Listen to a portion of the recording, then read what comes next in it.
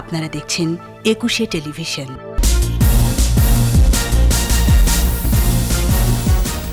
Corona ছড়িয়েছে ৬০ জেলায়, ২৪ ঘন্টায় ৯ মৃত্যু। অক্সিজেন সিলিন্ডারের সংকট নেই বলছে স্বাস্থ্য অধিদপ্তর। বিধি মেনে তারাবির নামাজ আদায়, করোনার কারণে বন্ধ ঢাকার ঐতিহ্যবাহী ইফতার বাজার। গণস্বাস্থ্যের টেস্টিং কিট মার্কিন প্রতিষ্ঠানকে হস্তান্তর, রোববার দেওয়া হবে ওষুধ প্রশাসনকে।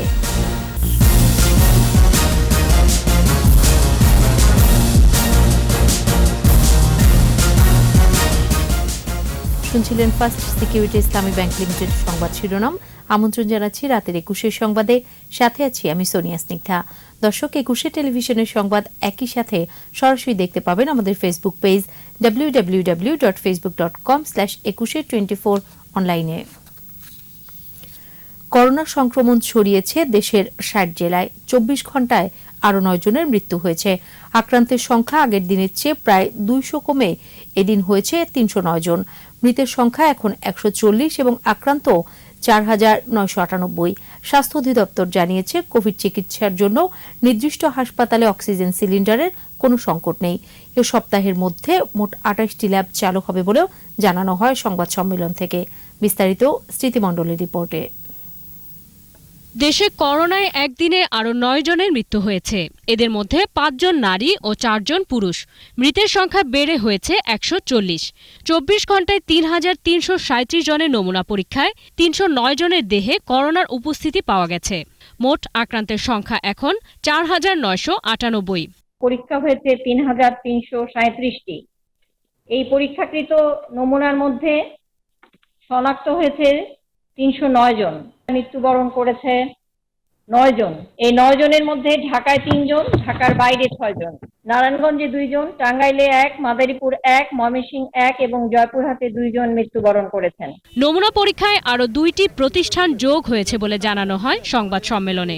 একটা ঢাকার মধ্যে সাভারে বিএলআরআই এবং কুষ্টিয়া মেডিকেল কলেজে আমাদের পরীক্ষা শুরু হয়েছে এবং এই সপ্তাহের মধ্যেই আমরা যে টার্গেট রেখেছিলাম ২৮টি ল্যাব, তার মধ্যে সবগুলি শুরু হয়ে যাবে। করোনা চিকিৎসায় ৮টি বিভাগে ১৩,৭৪৫টি অক্সিজেন সিলিন্ডার আছে। কোভিড নির্দিষ্ট হাসপাতালেও সংকট নেই বলে জানায় স্বাস্থ্য অধিদপ্তর। আমাদের ৮টি বিভাগে মোট অক্সিজেন সিলিন্ডার আছে ১৩,৭৪৫টি। ঢাকার কুর্মিটোলা জেনারেল হাসপাতাল এবং কুয়েট মৈত্রী হাসপাতালেও অক্সিজেন সিলিন্ডারের কোনো ঘাটতি বা সংকট নাই। রমজানে ইফতারের পর বেশি করে পানি পান, ভিটামিন সি সমৃদ্ধ ফল খাওয়া এবং অতিরিক্ত তেল ও চর্বি জাতীয় খাবার পরিহারের পরামর্শ দেয়া হয় সংবাদ সম্মেলনে। সকল ক্ষেত্রেই তরল খাবার বা পানীয় গ্রহণ করা জরুরি।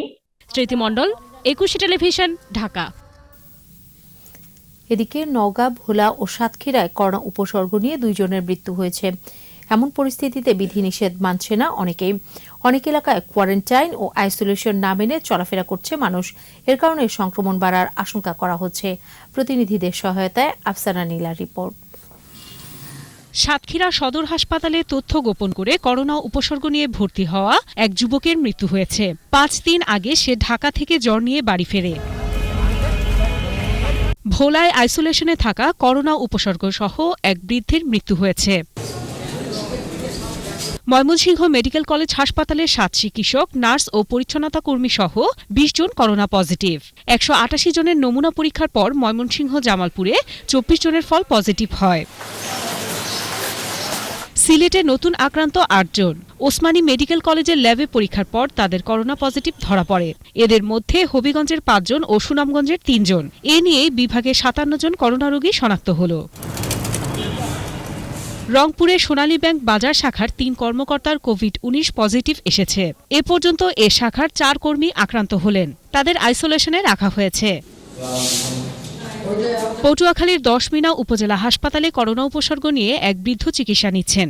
তার সংস্পর্শে আসা নির্বাহী ম্যাজিস্ট্রেট, চিকিৎসক ও পুলিশ সহ ৯ জনকে হোম কোয়ারেন্টাইনে থাকার নির্দেশ দিয়েছে প্রশাসন। কুড়িগ্রামে ৩১টি নমুনার মধ্যে চিলমারির এক যুবক করোনা পজিটিভ বলে শনাক্ত। ঝিনাইদহে এই প্রথম ২ জন আক্রান্ত হয়েছেন। মৌলভীবাজারে আরও ২ জনের করোনা শনাক্ত হয়েছে। এদিকে সিরাজগঞ্জের উল্লাপাড়ায় করোনা আক্রান্ত এক পুলিশ সদস্য আইসোলেশনে রয়েছেন। অন্যদিকে বেলকুচি সাজাদপুর চৌহলিতে প্রশাসনের দেয়া লকডাউন মানছেন না অনেকে। আফসানা নীলা, 21 টেলিভিশন। করোনা সংক্রমণের ঝুঁকি মোকাবেলায় বিধি মেনে মসজিদগুলোতে আদায় করা হয়েছে তারাবির নামাজ। রাজধানীর বায়তুল মোকাররম মসজিদে সরকারি নির্দেশনা মেনে তারাবির নামাজ আদায় করেন ইমাম সহ 12 জন। করোনা ভাইরাস সংক্রমণ প্রতিরোধে নির্দিষ্ট দূরত্ব মেনে তারাবির জামাতে অংশ নেন তারা।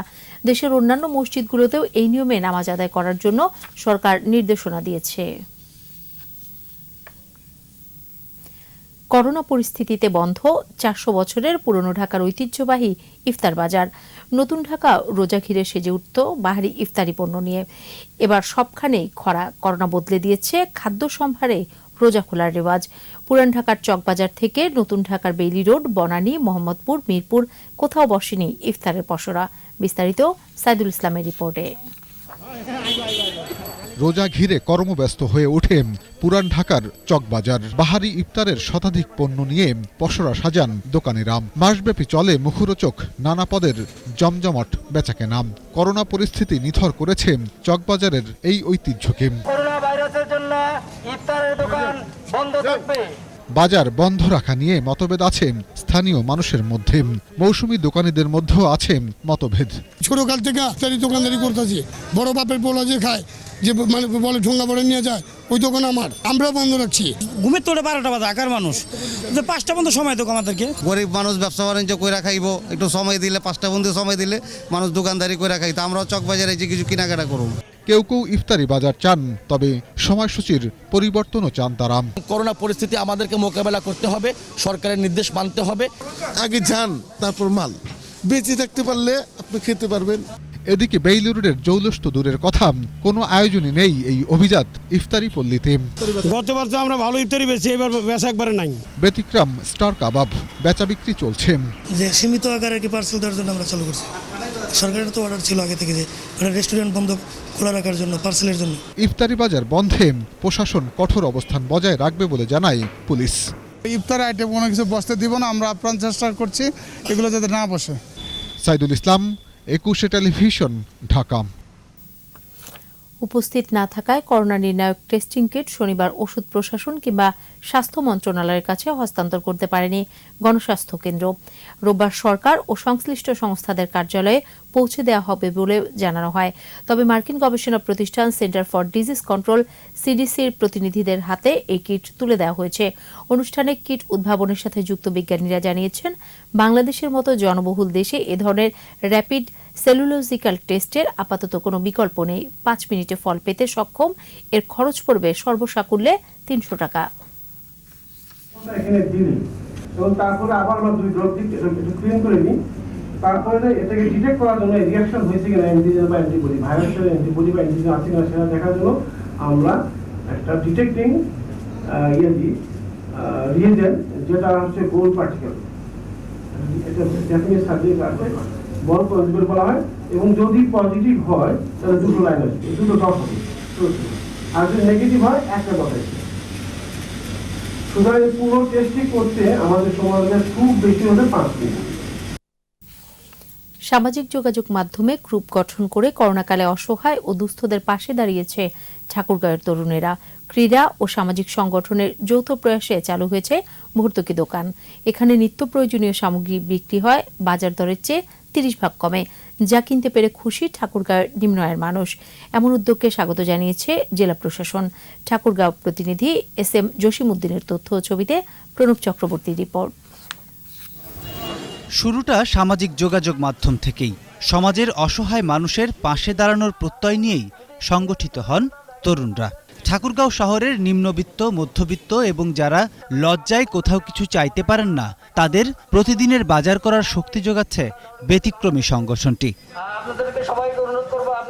ঠাকুরগাঁও শহরের চৌরাস্তার পাশে সমবায় মার্কেটের সামনে প্রতিদিন বেলা 11টা থেকে বিকেল 3টা পর্যন্ত শতকরা 30 ভাগ কম দামে নিত্যপণ্য দিচ্ছে তারা। যারা এখানে কেনাকাটা করেন তাদেরকে আমরা সবজি একেবারে ফ্রি দিই, এই সবজিগুলো না আসে আমাদের আশেপাশে যারা কৃষক ভাইয়েরা চাষাবাদ করতেছেন, এটা তারাই আমাদেরকে দিয়ে থাকেন। আর এই ভর্তুকিটা আমরা আমাদের সংগঠন নিজেরাই বেয়ার করতেছি, এছাড়াও আমাদের ঠাকুরগাঁয়ে যারা ব্যক্তিবর্গরা আছে তারা সহযোগিতা করতেছে। করোনা পরিস্থিতি মোকাবেলায় সদস্যদের পকেট খরচ বাঁচিয়ে আর সামর্থ্যবানদের স্বেচ্ছায় দেয়া অর্থ দিয়ে কর্মহীন অসহায় মানুষের পাশে দাঁড়িয়েছে তরুণরা। আর তাই কম দামের এসব পণ্য পেয়ে খুশি এলাকাবাসী। কারো কাছে সাহায্য চাইতে পারি না, এখানে যে সাশ্রয় মূল্যে খরচ পাচ্ছি এটা তো আমাদের জন্য অনেক। দোকানে থেকে এখানে জিনিস পাচ্ছে ও কিনছে টাকা, তার জন্য এখানে আমাদের নিয়ে উপকার হচ্ছে অনেক। দেশের এই অবস্থায় এই তরুণদের মতো বিত্তবানদের এগিয়ে আসার জন্য আহ্বান ঠাকুরগাঁও জেলা প্রশাসনের এই কর্মকর্তার। এই কাজে আমরা উৎসাহ দিচ্ছি, তাদেরকে আমরা সহযোগিতা করেছি এবং তাদেরকে বলেছি তাদের যদি কোনো ধরনের সমস্যা তারা ফেস করে আমাদেরকে জানালে জেলা প্রশাসন ঠাকুরগাঁও অবশ্যই তাদেরকে সেই প্রবলেমগুলো সলভ করার ব্যাপারে সহযোগিতা করবে। সংগঠকদের আশা, বুকে সাহস আর মনে বল নিয়ে মানবিক হয়ে উঠুক আমাদের যুব সমাজ, যাদের হাত ধরে এগিয়ে যাবে বাংলাদেশ। প্রণব চক্রবর্তী, 21 টেলিভিশন। করোনা পরিস্থিতিতে অসহায়, দুস্থ ও অর্থনৈতিকভাবে ক্ষতিগ্রস্ত মানুষের পাশে ত্রাণ সহায়তা নিয়ে দাঁড়িয়েছে বিভিন্ন রাজনৈতিক সামাজিক সংগঠন। ব্যক্তি উদ্যোগেও রমজান উপলক্ষে বিশেষ সহায়তার হাত বাড়িয়েছেন অনেকে। পাশাপাশি চলছে প্রশাসনের ত্রাণ তৎপরতা। মাহমুদ হাসানের রিপোর্ট। করোনা সংক্রমণের বিস্তার বিশ্বের সঙ্গে বাংলাদেশকেও দুঃসময় ঠেলে দিয়েছে। এমন প্রেক্ষাপটে অসহায় মানুষের পাশে দাঁড়িয়েছে বিভিন্ন সামাজিক রাজনৈতিক সংগঠন ও ব্যক্তি উদ্যোগ। খাদ্যপণ্য সহ প্রয়োজনীয় সহায়তা দিচ্ছেন তারা। প্রশাসনের পক্ষ থেকেও আছে যথাযথ ত্রাণ কার্যক্রম। স্বপ্ন ফাউন্ডেশন ত্রাণ বিতরণ করেছে টিকাটলের সেন্ট্রাল উইমেন্স কলেজের কর্মচারীদের মধ্যে। তাদের পরিবারের জন্য ত্রাণ তুলে দেন সংগঠনের চেয়ারম্যান। মানুষের জন্য, জীবনের জন্য আমরা সবাইকে এগিয়ে আসতে হবে এই সংকটকালীন মুহূর্তে। লালবাগ এলাকায় বিতরণ করা হয় প্রধানমন্ত্রীর ত্রাণ সহায়তা। স্থানীয় কাউন্সিলরকে সাথে নিয়ে অসহায় পরিবারের হাতে ত্রাণ সামগ্রী পৌঁছে দেন স্থানীয় সংসদ সদস্য। যারা অসহায় পরিবার রয়েছে তাদেরকে চিহ্নিত করে এই খাবারগুলি আমরা বিতরণ করছি সামাজিক দূরত্ব বজায় রেখে। ১,৫০০ দুস্থ মানুষের মধ্যে ত্রাণ দেয় হাজারীবাগ থানা পুলিশ। রমনা বিভাগের উপকমিশনার সাজ্জাদুর রহমান ত্রাণ বিতরণ করেন। রমজান মাস জুড়েই খাদ্য সহায়তা অব্যাহত থাকবে বলে প্রশাসন ও বিভিন্ন সংগঠনের পক্ষ থেকে জানানো হয়।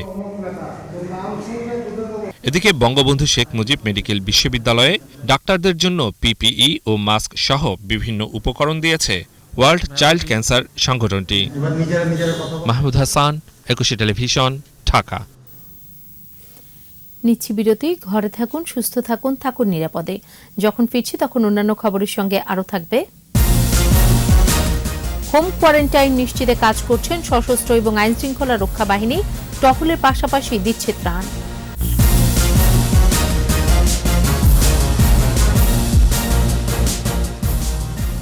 আবারও আমন্ত্রণ রাতের 21 সংবাদে। সবাই যেন সরকারের ত্রাণ পায় সেদিকে নজর রাখতে নেতাকর্মীদের প্রতি আহ্বান জানিয়েছেন তথ্যমন্ত্রী ও আওয়ামী লীগের যুগ্ম সাধারণ সম্পাদক ড হাসান মাহমুদ। চট্টগ্রামের রাঙ্গুনিয়া উপজেলা আওয়ামী লীগের নেতাকর্মীদের সাথে বৈঠকে একথা বলেন তিনি। এখন নতুনভাবে সংকটের মধ্যে পড়েছে, অনেকে দিনমজুর ছিল, তাদের ইনকাম নাই, সবাই কিন্তু চাইতে পারে না। তো যারা চাইতে পারে না তাদের কাছে ত্রাণ পৌঁছানো অত্যন্ত গুরুত্বপূর্ণ। সরকার ঘোষণা দিয়েছে নতুন আরও 50 লক্ষ রেশন কার্ড দেওয়া হবে। এই 50 লক্ষ কার্ড নতুনভাবে যাদের প্রয়োজন তাদের মধ্য থেকে করতে হবে। এই কার্ডটা করার ক্ষেত্রে একটু আমাদেরকে সতর্ক হতে হবে। কোনো দলীয় বিবেচনা করা যাবে না, যার প্রয়োজন তাকে অন্তর্ভুক্ত করতে হবে, দলমত নির্বিশেষে। সরকারের একলা চলো নীতির কারণে জনগণ করোনা ভাইরাসের ঝুঁকিতে পড়েছে, এমন অভিযোগ করেছেন বিএনপি মহাসচিব মির্জা ফখরুল ইসলাম আলমগীর। দলের চেয়ারপারসনের রাজনৈতিক কার্যালয়ে বিএনপির বিভিন্ন পর্যায়ের নেতাকর্মীদের পরিবারের মাঝে উপহার বিতরণের সময় একথা বলেন তিনি। করোনা ভাইরাসকে প্রতিরোধ করার জন্য যে সম্মিলিত উদ্যোগ তাদের নেওয়া ছিল সেই উদ্যোগ নিয়ে তারা সম্পূর্ণ ব্যর্থ হয়েছে। এক কথায় সরকার এই করোনা ভাইরাসকে মোকাবেলা করতে গিয়ে পুরোপুরিভাবে ব্যর্থতার পরিচয় দিয়েছে এবং সেই একলা চলো নীতি, তার একদলীয় শাসন ব্যবস্থার যে নীতি, সেই নীতির কারণে আজকে জনগণ প্রচন্ড রকমের ঝুঁকির মধ্যে পড়েছে। এবং দুর্ভাগ্যজনক হচ্ছে যে সত্য কথাটি আমরা জানতে পারছি না। রমজানে দ্রব্যমূল্য নিয়ন্ত্রণে র্যাবের ভ্রাম্যমাণ আদালত অব্যাহত থাকবে বলে জানিয়েছেন মহাপরিচালক চৌধুরী আব্দুল্লাহ আল মামুন। র্যাব সদর দফতরে অনলাইন ব্রিফিংয়ে একথা বলেন তিনি। রমজান মাসকে উপলক্ষ করে কিছু অসৎ ব্যবসায়ীরা নিত্য প্রয়োজনীয় দ্রব্য সামগ্রী মূল্য বৃদ্ধির চেষ্টা করে থাকেন। মূল্য যাতে বৃদ্ধি না পায় সে লক্ষ্যে র্যাবের ভ্রাম্যমাণ আদালত এবং অভিযান অব্যাহত থাকবে। করোনা ভাইরাসের প্রাদুর্ভাবের কোনো অপরাধী, দুষ্কৃতিকারী বা সন্ত্রাসীরা যেন সুযোগ দিতে না পারে সে লক্ষ্যে আমাদের গোয়েন্দা নজরদারি অব্যাহত আছে। রাজধানী জুড়ে সামাজিক দূরত্ব ও হোম কোয়ারেন্টাইন নিশ্চিত করতে কাজ করছেন সশস্ত্র বাহিনীর সদস্যরা। জীবাণুনাশক স্প্রে করা ছাড়াও সচেতন করছেন তারা। এদিকে চেকপোস্ট, টহল ও ত্রাণ বিতরণ অব্যাহত রেখেছেন আইন শৃঙ্খলা রক্ষাকারী বাহিনীর সদস্যরা। আরও জানাচ্ছেন দীপু শিকদার। সকাল থেকেই রাজধানীর মগবাজার এলাকার চেকপোস্টে সেনাবাহিনীর সদস্যরা। অকারণে বাইরে আসা মানুষদের চলছে জেরা। স্বাস্থ্যবিধি মানছেন না এমন কাউকে পেলেই সতর্ক করা হচ্ছে। কারণ বাজারে সেনাবাহিনীর সদস্যরা আড়তগুলোর সামনে মার্কিং করে দেন খরিদ্দারদের দাঁড়ানোর জন্য। বিক্রেতাদের এ বিষয়ে সচেতন করা হয়। আজকে স্যাররা আসছে পরে আমরা মেরে নিলাম। এটা আমাদের আজকে আমি জানতে পারলাম আর কি, মার্কিনদের এর আগে দেয় নাই। ক্রেতা বিক্রেতার সামাজিক দূরত্ব নিশ্চিত করতে বাজার কমিটিকে তাগিদ দিয়েছে সেনাবাহিনী। মালিক সমিতির সভাপতি তাদেরকেও আমরা এই বার্তাটা পৌঁছে দিয়েছি যে তারা যাতে নিশ্চিত করেন সকল দোকানের সামনে নিরাপদ দূরত্বের যে মার্কিংটা, যেখান থেকে ক্রেতা সাধারণ বিক্রেতার কাছ থেকে পণ্য ক্রয় করবেন সেটা নিশ্চিত করেন। জিগাতলা এলাকায় অকারণে ঘরের বাইরে আসা লোকজনদের ফেরত পাঠায় পুলিশ। কিছু সদস্য আক্রান্ত হওয়ার পরেও পুলিশ কঠোর এবং দৃঢ় মনোবল নিয়ে এই সামাজিক এই যে দুর্গতি এখন চলছে, এই দুর্গতিতে মানুষের পাশে দাঁড়াইছে এবং রাষ্ট্রের জন্য তারা জীবন উৎসর্গ করার জন্য প্রস্তুতি রয়েছে। এফডিসির সামনে চেকপোস্ট বসিয়ে যানবাহনে থাকা মানুষদের বাইরে আসার কারণ জানতে চায় র্যাব। প্রয়োজনে নেওয়া হয় ব্যবস্থা। মানুষের চলাচল নিয়ন্ত্রণ করছি আমরা এবং যানবাহন চলাচল নিয়ন্ত্রণ করছি। দীপু শিকদার, 21 টেলিভিশন, ঢাকা। ব্রাহ্মণবাড়িয়ার আখাউড়ার জয়পুরমুড়া গ্রামের একটি টিলায় ফাটল দেখা দিয়েছে। দুর্ঘটনা এড়াতে 50টি পরিবারকে সরে যেতে গণবিজ্ঞপ্তি জারি করেছে প্রশাসন। বিজ্ঞপ্তিতে 24 ঘন্টার মধ্যে বসবাসকারীদের নিরাপদ স্থানে চলে যেতে বলা হয়, না হলে আইনগত ব্যবস্থা নেওয়া হবে বলেও জানানো হয়। স্থানীয়রা জানায় শুক্রবার ওই এলাকার কয়েক স্থানে ফাটল দেখা দেয়, পাশাপাশি কয়েকটি বাড়িতেও ফাটল ধরে। আখাউড়া উপজেলা নির্বাহী কর্মকর্তা তাহমিনা আক্তার রেইনা ঘটনাস্থল পরিদর্শন করেছেন। তিনি জানান, যাদের অন্য কোথাও যাবার জায়গা নেই তাদের স্থানীয় স্কুলে আশ্রয় নিতে বলা হয়েছে। আর এরই সাথে শেষ করছি রাতের 21 সংবাদ। যাবার আগে ফার্স্ট সিকিউরিটি ইসলামী ব্যাংক লিমিটেড সংবাদ শিরোনামগুলো আরও একবার। করোনা ছড়িয়েছে 60 জেলায়, 24 ঘন্টায় 9 মৃত্যু। অক্সিজেন সিলিন্ডারের সংকট নেই বলছে স্বাস্থ্য অধিদপ্তর। বিধি মেনে তারাবির নামাজ আদায়, করোনার কারণে বন্ধ ঢাকার ঐতিহ্যবাহী ইফতার বাজার। গণস্বাস্থ্যের টেস্টিং কিট মার্কিন প্রতিষ্ঠানকে হস্তান্তর, রোববার দেওয়া হবে ওষুধ প্রশাসনকে।